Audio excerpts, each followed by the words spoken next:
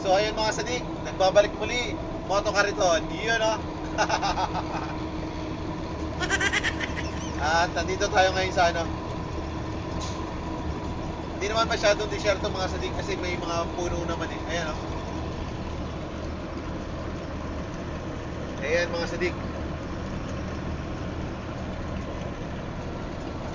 Bali ako yan na.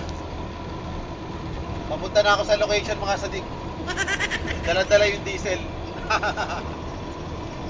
Dala-dala yung diesel mga sadik. At ito ay ano na, full tank yung tangke natin mga sadik. Full tank ng ano 32,000 mga sadik na diesel. Yun no.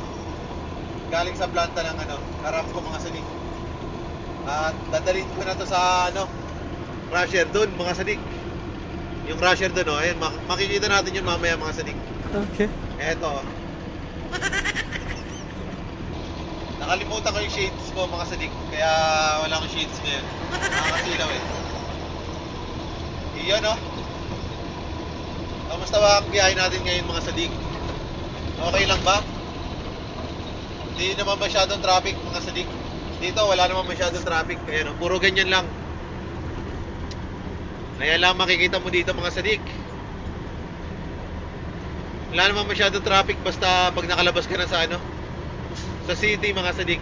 Eto malayo na to sa city.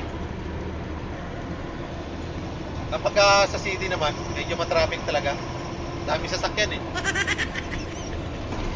Pero dito wala na. Tapos wala pang mga ano camera. Ayun oh. Kumusta naman ang biyahe natin mga sadik? Naka ano na ba? O tukod mga sadik. Ayun na yung crusher mga sadik oh. Ayan oh. Ayan yung ano mga sadik, planta ng ano mga asphalt plant. Ito crusher. Doon tayo sa pangatlo mga sadik, doon sa dulo pa. Sa pangatlong ano crusher. Sa pangatlong ano planta mga sadik. Yun oh. Kasi ito sa ano natin to, sa mga sadik natin to.